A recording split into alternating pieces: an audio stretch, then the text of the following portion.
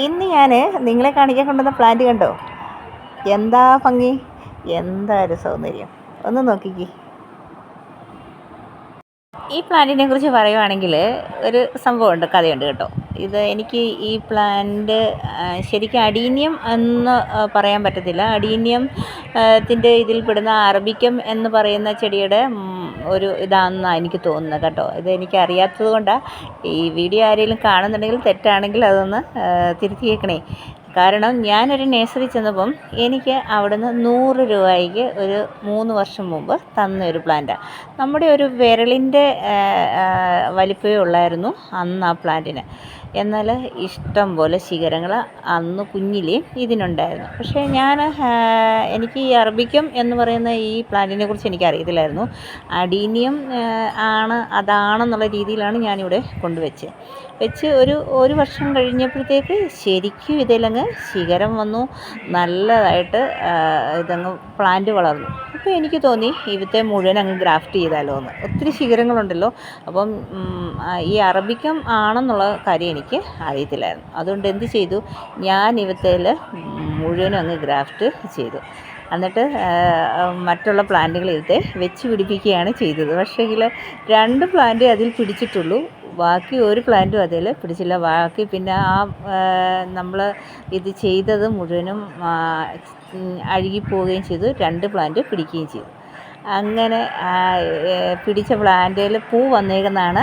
ആദ്യമായിട്ടാണ് ഇതിൽ പൂ വന്നേക്കുന്നത് കേട്ടോ. അപ്പം അന്ന് പൂ വരാതെയാണ് ശിഖരം മാത്രം ഉള്ളത്. പക്ഷേ അതിന് നമ്മൾ സമയം കൊടുക്കണമായിരുന്നു, ഫ്ലവർ വരാനായിട്ടുള്ള സമയമൊക്കെ കൊടുക്കണമായിരുന്നു. പക്ഷേ ഞാൻ അതിനുള്ള സമയമൊന്നും കൊടുത്തില്ല. പെട്ടെന്ന് തന്നെ അത് ഗ്രാഫ്റ്റ് ചെയ്യുമായിരുന്നു ചെയ്തത്.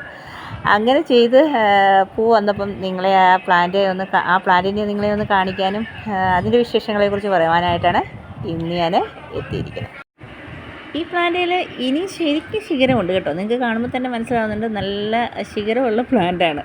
അപ്പോൾ വേറെ പ്ലാന്റുകളൊക്കെ ഇനി ഇതിൽ ചെയ്യാം.